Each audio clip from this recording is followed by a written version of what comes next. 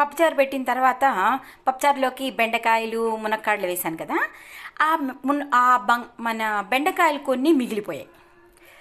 ఏం చేద్దాము అని కొంచెం బెండకాయలని కూర వండుకుందామా లేకపోతే తాలింపు చేసుకుందామా, సరిపోతులే ఇక పని చేద్దాము అనేసి పుల్లగూర చేద్దాము అనుకున్నాను అనమాట.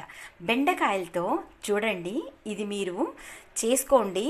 వైట్ రైస్కి కానీ లేకపోతే చపాతీకి కానీ మళ్ళీ సంగటికి కానీ ఎంత బాగుంటుందంటేనండి, నేను చెప్పడం ఎందుకు, ఒక్కసారి చూడండి, మీకు దాన్ని చూసిన తర్వాత మీకే అనిపిస్తుంది.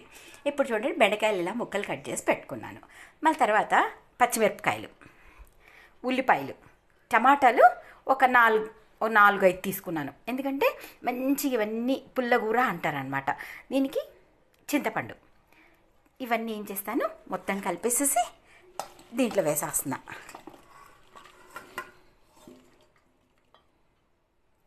మొత్తం ఈ బెండకాయల్లో వేసేసాను. వేసేసి కొంచెము పసుపు వేసేసి దాంతోపాటే ఉప్పును కూడా యాడ్ చేసేసా.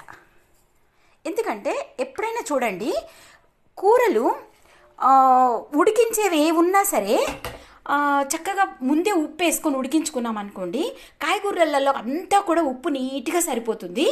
అప్పుడు చాలా బాగుంటుంది టేస్ట్. మళ్ళీ తర్వాత ఉప్పు వేస్తే ఎలాగైనా కుకింగ్లో వేసిన ఉప్పుకి తర్వాత కలుపుకునే ఉప్పుకి చాలా డిఫరెన్స్ ఉంటుందండి. దానికి ఇప్పుడు ఉడికించడానికి నీళ్లు పోస్తున్నాను.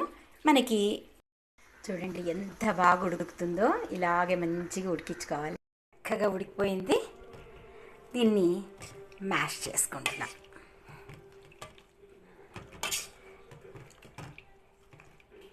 పొయ్యి మీద ముక్కుడు పెట్టాను. పోపు వేసుకోవాలి. పోపుకి చక్కగా కొంచెమే నూనె అండి. ఏవి కూడా మనకు ఎక్కువ ఏం అక్కర్లేదు. నూనెలైనా అవన్నీ తగ్గించి తినడమే ఈ కాలంలో చాలా మంచిది. జస్ట్ ఆవాలు వేసాను, జీలకర్ర వేసాను, కరివేపాకు వేసాను, తర్వాత వెల్లుల్లి రెబ్బలు కొంచెం చితక్కొట్టి వెల్లుల్లి వేసాను. దాని తర్వాత కొంచెము ఇంగువ. ఇంతేనండి. పోపుకి ఎప్పుడైనా సరే ఇంతే చాలు, ఇంకా ఏమీ అక్కర్లేదు పోపు పెట్టుకోవడానికి.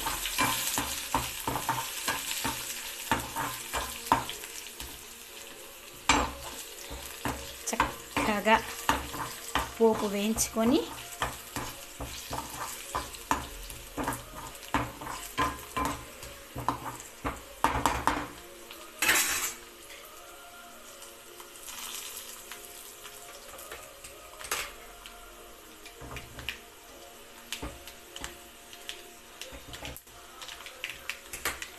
స్టవ్ ఆపేసుకొని పోపుని తీసుకొని మన మెనిపి పెట్టుకున్న దీంట్లోకి వేసేయాలి. ఎస్,